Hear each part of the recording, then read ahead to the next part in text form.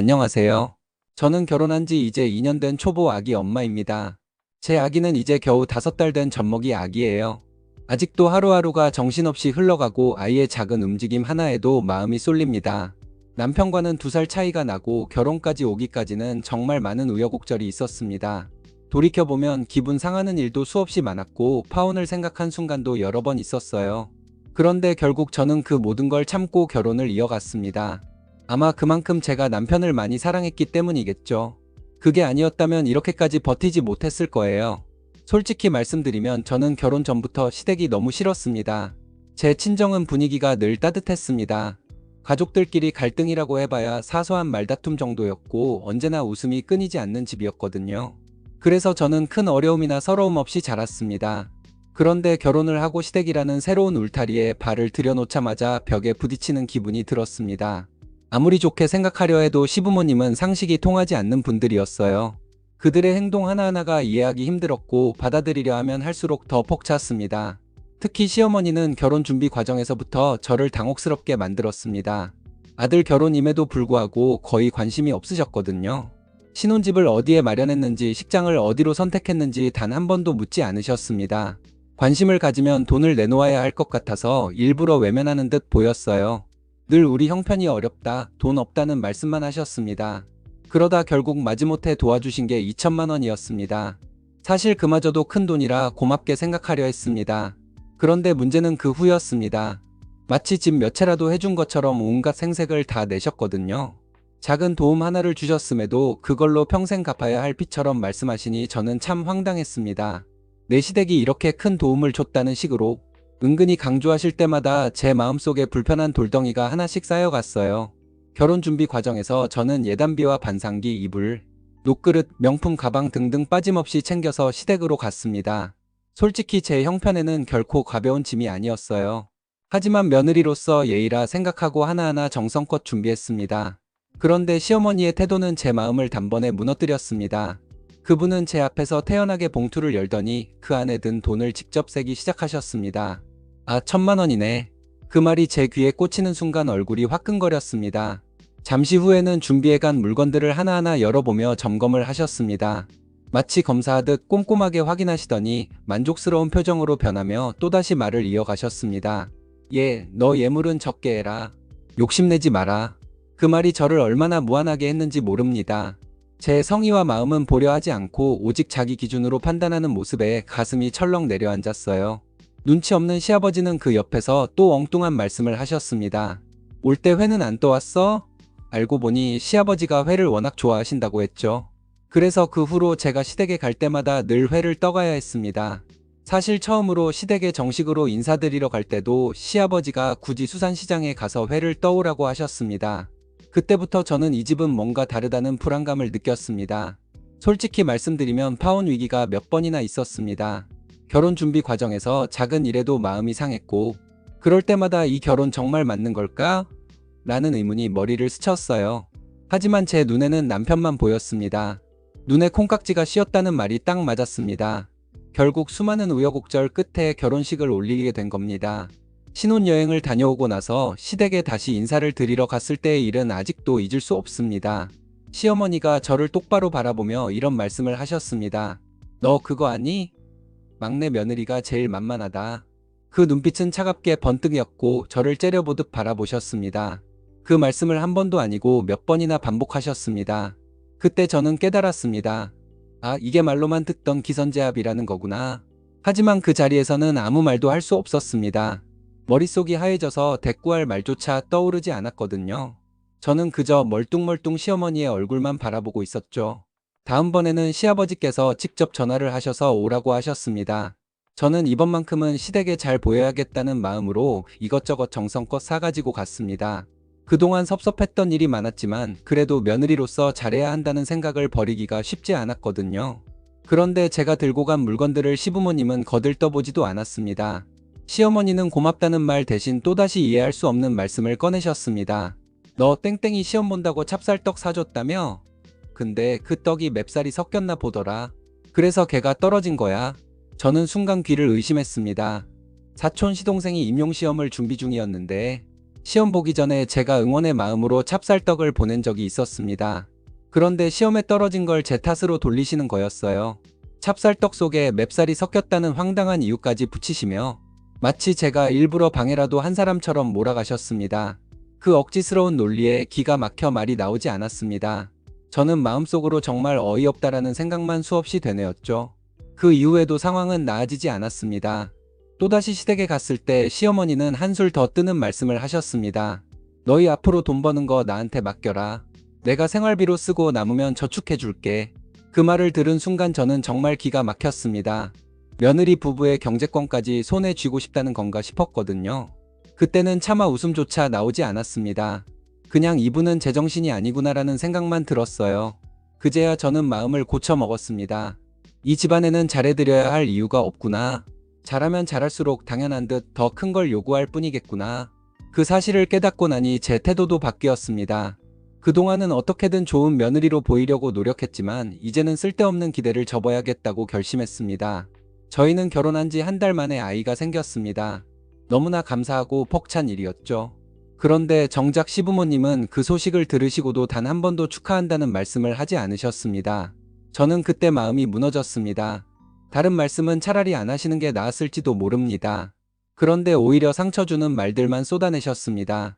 그때부터 저는 점점 시어머니를 존중하고 싶지 않다는 마음이 커지기 시작했습니다. 저는 시부모님께 단 한 번도 맛있는 걸 사달라는 말을 해본 적이 없습니다. 그런데 시어머니는 뜬금없이 제게 이렇게 말씀하셨어요. 너 친정 있잖아. 친정 가서 맛있는 거 사달라고 해. 그 말에 저는 정말 귀를 의심했습니다. 언제 제가 그런 요구를 한 적이 있었나요? 그뿐만이 아니었습니다. 너 친정 있는데 내가 뭐 반찬이나 해줄 필요 없지? 이런 말씀도 서슴없이 하셨습니다. 저는 시어머니의 반찬을 원해본 적도 없고 특정 음식을 해달라고 말한 적도 단 한 번도 없었는데 말입니다. 더 황당했던 건 아이와 관련된 말씀이었습니다. 애 태어나면 친정 엄마한테 키워달라고 해라. 저는 속으로 기가 막혔습니다. 제가 시어머니와 잠시라도 함께 있고 싶지 않은데 어떻게 아이를 맡기고 부탁할 수 있겠습니까? 차라리 도와달라는 말조차 안 하고 싶은 사람인데 도대체 왜 그런 말씀을 하셨는지 지금도 이해할 수가 없습니다. 예정일이 보름 정도 남았을 때는 정말 황당한 일이 또 있었습니다. 시어머니가 저를 억지로 데리고 백화점으로 가셨습니다. 그곳에서 이것저것 물건을 고르더니 계산대에서 합계가 40만 원쯤 나왔습니다. 그러자 시어머니는 당당하게 이렇게 말씀하셨어요. 20만 원은 내가 내줄 테니까 나머지는 내가 꼭 갚아. 꼭 갚아야 된다. 순간 저는 웃음도 나오지 않았습니다. 선심 쓰는 듯 말했지만 결국은 피처럼 제게 떠넘기고 계셨던 겁니다. 그뿐만이 아니었습니다. 계산을 마치자마자 시어머니는 또 다른 요구를 하셨습니다. 너희 이제 명절에 올 때 봉투를 나랑 아버지랑 따로 해라. 2개로 준비해 와야 한다. 저는 순간 할 말을 잃었습니다. 기쁨을 나눠주셔야 할 시기에 오히려 제 마음에 짐만 얹고 가시는 분이었거든요. 결국 저는 그날 이후 이제 이분께 더 이상 기대할 것도 바랄 것도 없구나라는 결론을 내릴 수밖에 없었죠. 아기 침대를 준비할 때도 시어머니의 말씀은 늘 똑같은 방향으로 흘러갔습니다. 아기 용품이 비싸다는 얘기가 나오자 곧바로 이렇게 말씀하셨어요. 이런 거는 내 친정 엄마한테 해달라고 해라. 너네 친정은 뭘 해준다더니? 나는 이런 것도 해줬는데 말이야. 저는 순간 할 말을 잃었습니다.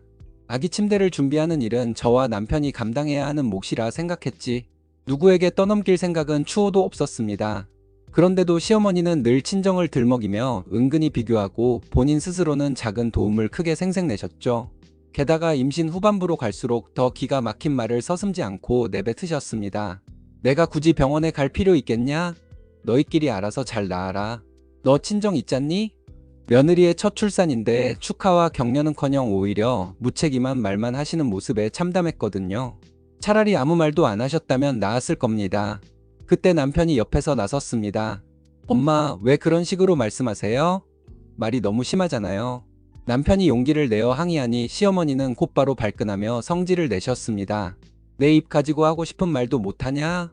라며 오히려 화를 내셨죠. 그 모습을 지켜보며 저는 다시 깨달았습니다. 이분은 결코 제 편이 되어줄 사람이 아니라는 걸요. 출산 후에도 상황은 다르지 않았습니다. 저는 병원에서 산후조리를 하며 몸과 마음이 지쳐 있었습니다. 그때 시어머니가 병실로 오셨습니다. 잠깐 들른 시어머니는 제게 10만 원이 든 작은 봉투 하나만 내밀고는 곧장 돌아가셨습니다. 저는 그 봉투를 손에 쥐고도 허탈해서 웃음조차 나오지 않았습니다. 그런데 며칠 지나지 않아 또다시 시댁에서 연락이 왔습니다. 이번에는 시아버지 칠순이 문제였습니다. 시어머니는 아무렇지 않게 말하셨습니다. 칠순 때 너희 삼형제는 각자 200씩 준비해라. 그 말은 통보에 가까웠습니다. 마치 너희가 당연히 해야 할 일이라는 듯 일방적으로 말씀하시더군요. 저는 그 순간 다시 한번 깊은 좌절을 느꼈습니다. 며느리로서 최소한의 존중조차 받지 못한 채 오로지 의무와 부담만 떠안아야 하는 제 현실이 서글펐어요. 제가 가장 화가 났던 건 아이가 태어났을 때였습니다. 우리 아이는 2.7kg로 조금 작게 태어났습니다. 사실 의사도 건강에는 전혀 문제가 없다고 했고 작은 편일 뿐이라고 안심시켜 주셨습니다. 그런데 시어머니는 축하 한마디는커녕 믿을 수 없는 소리를 내뱉으셨습니다. 제 임신 중에 다이어트 했다며? 그래서 애가 저렇게 작게 태어난 거 아니냐? 그 말은 제 가슴을 후벼 파는 칼 같았습니다. 더 어처구니 없던 건 남편도 그 자리에 있었는데 그제야 시어머니에게 뭐라 하더라고요. 그동안 수없이 몰상식한 말을 하실 때는 한 번도 나서지 않았던 사람이었는데 아이가 연관된 말이 나오자 그제야 반응을 보인 겁니다. 저는 남편의 늦은 반응에도 화가 치밀었지만 동시에 이제라도 입을 열었다는 게 허탈했어요. 저는 어려서부터 늘 어른께 잘해야 한다는 가르침을 받고 자랐습니다. 그리고 우리 사회에 깊게 뿌리내린 며느리는 시댁에 눌려 산다는 무의식도 제 안에 자리 잡고 있었죠. 그래서 그동안 시어머니가 던진 수많은 몰상식한 말들을 그냥 한쪽 귀로 흘려듣고 넘어가곤 했던 겁니다.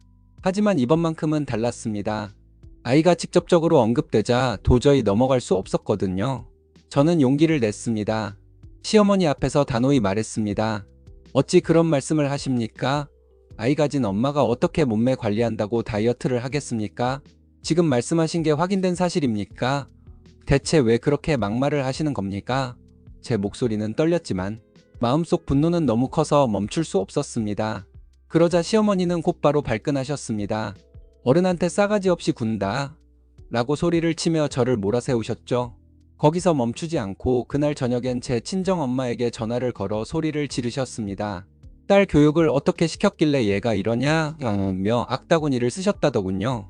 저희 엄마는 너무 당황하셔서 한동안 아무 말씀도 못 하셨다고 했습니다.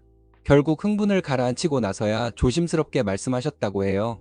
이건 감정적으로 이야기할 일이 아니니 차분히 얘기하자. 전후 사정을 다 들으신 저희 엄마는 나중에 남편을 따로 불러 말씀하셨습니다. 내가 살면서 그렇게 무식하고 몰상식한 사람은 처음 본다.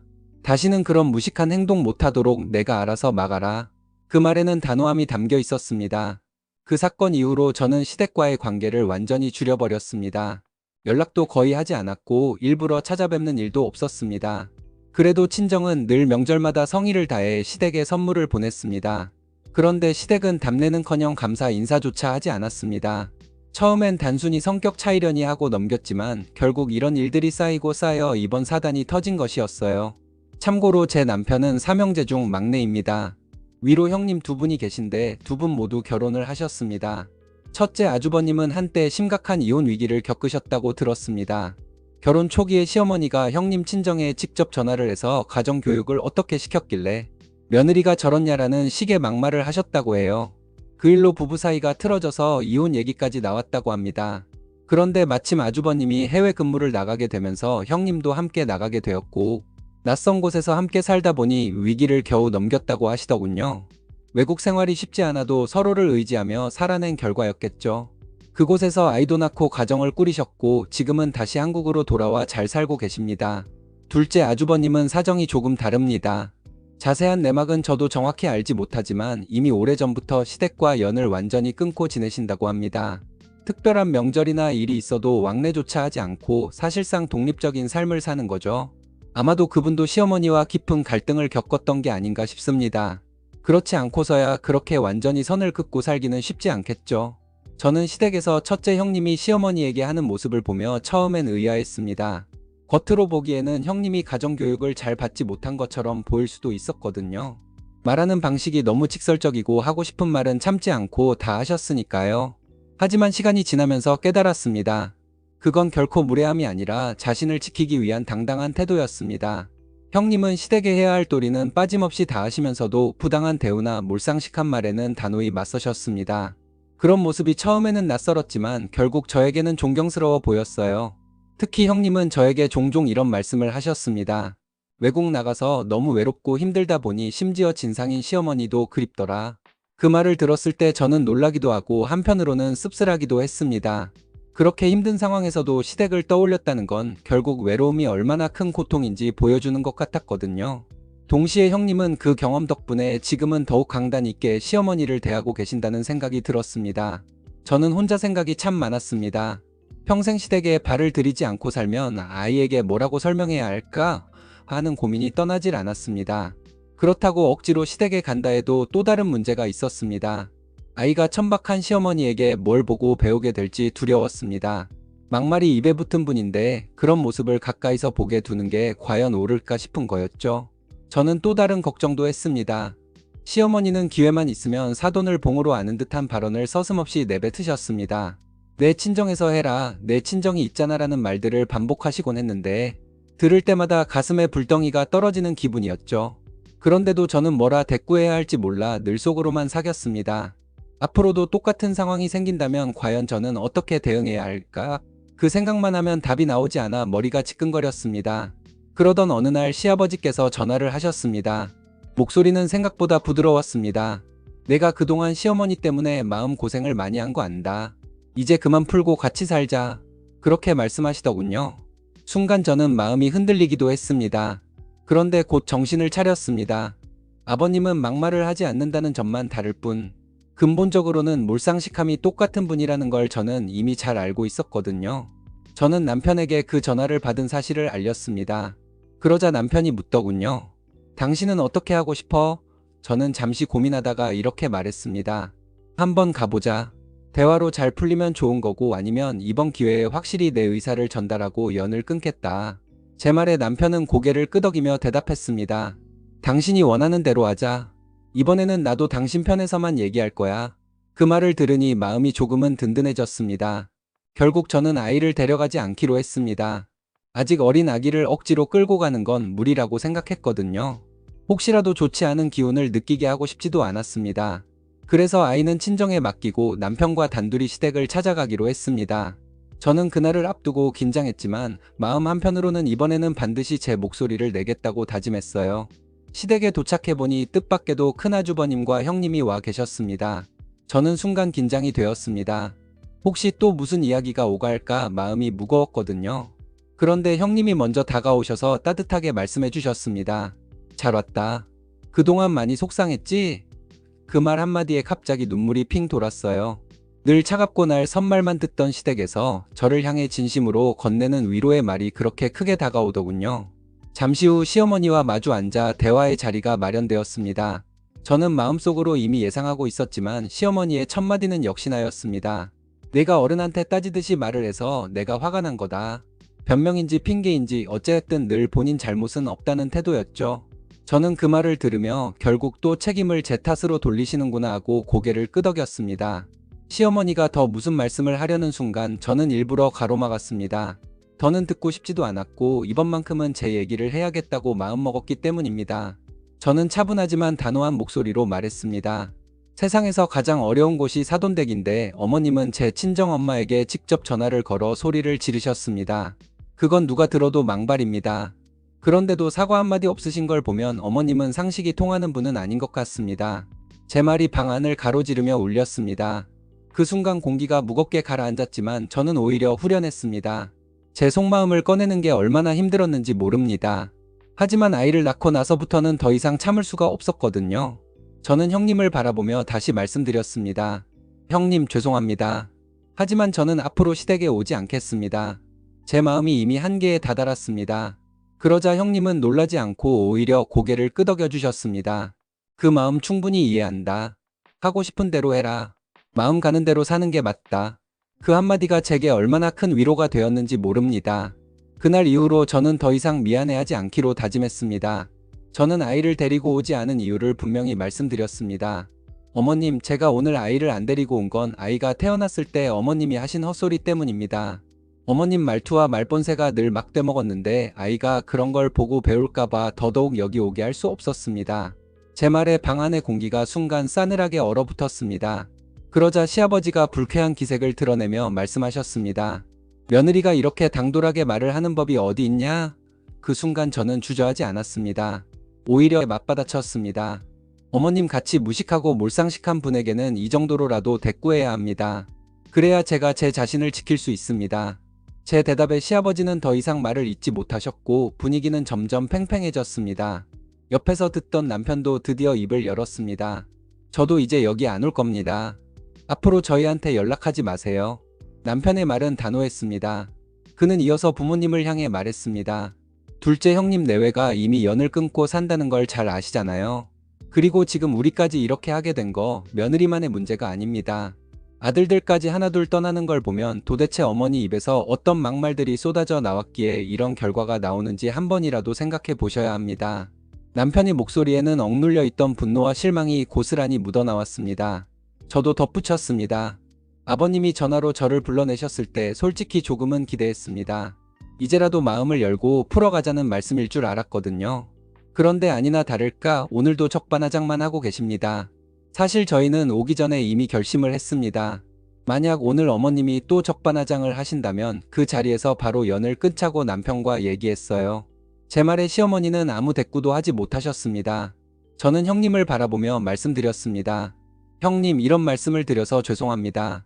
하지만 저희도 더는 버틸 수 없습니다. 앞으로는 저희도 어쩔 수 없을 것 같습니다. 그러자 형님은 고개를 끄덕이며 담담하게 답하셨습니다. 내 마음 충분히 이해한다. 사실 나도 앞으로 어떻게 될지 모르겠다. 하지만 혹시 내가 시부모님과 연을 끊고 살게 되더라도 동서들하고는 잘 지내고 싶다. 그 말은 웃음 섞인 여유로움으로 들렸지만 속내에는 많은 사연이 묻어 있음을 저는 느낄 수 있었습니다. 형님은 상황을 담담히 받아들이며 차분히 말하셨는데 그 모습이 참 부러웠습니다. 저는 여전히 흔들리고 화가 치밀어 오르는데 형님은 웃으며 이야기할 수 있으니 그 강단이 존경스러웠네요. 남편은 끝내 참았던 말을 꺼냈습니다. 시부모님을 똑바로 바라보며 이렇게 말하더군요. 이 사람 마음은 평생 풀리지 않을 겁니다. 그러니 그렇게 알고 사세요. 그리고는 제 손을 꼭 잡아 일으켜 세우며 저를 데리고 집 밖으로 나왔습니다. 그 순간 저는 비로소 숨을 크게 내쉴 수 있었습니다. 그 집에서 나오면서 마음속으로 다짐했습니다. 그래, 이제 시부모님과는 평생 안 보고 살아도 괜찮겠다. 물론 한쪽 구석은 조금 걸렸습니다. 아이가 자라면서 왜 할머니, 할아버지를 안 만나냐 하고 물으면 뭐라 대답해야 할지 고민이 되었습니다. 하지만 곧 생각이 정리되더군요. 손주라고 해서 사랑해줄 분들이 아니라는 걸 이미 너무 뼈저리게 느꼈습니다. 본인들밖에 모르고 며느리나 아이의 마음은 안중에도 없는 분들이니까요. 그런 분들과 억지로 관계를 이어가는 게 과연 아이에게 좋은 본보기가 될까 싶었습니다. 차라리 모르는 게 나을 수도 있겠다고 생각했네요. 사실 제 속마음 한켠에는 아직도 아쉬움이 남아 있었습니다. 그날 시어머니에게 차마 다 하지 못한 모진 말들이 마음속에 맴돌았습니다. 왜 그 자리에서 더 날카롭게 쏘아붙이지 못했을까? 그런 아쉬움이 있었지만 남편을 생각해서 그 정도에서 멈추고 돌아선 겁니다. 적어도 남편이 제 편에서 끝까지 함께 해주었으니 그것만으로도 위안이 되었어요. 이제는 이렇게 글로라도 제 마음을 다 털어놓고 나니 한결 후련합니다. 그동안 억눌렸던 울분과 서러움이 조금은 풀린 듯 했습니다. 물론 앞으로도 시부모님을 떠올리면 마음이 불편해질 때가 있겠지만 오늘처럼 제 이야기를 정리해 두면 다시 흔들리지 않을 수 있을 것 같습니다. 결국 제 삶을 지켜야 하는 건 저 자신이니까요.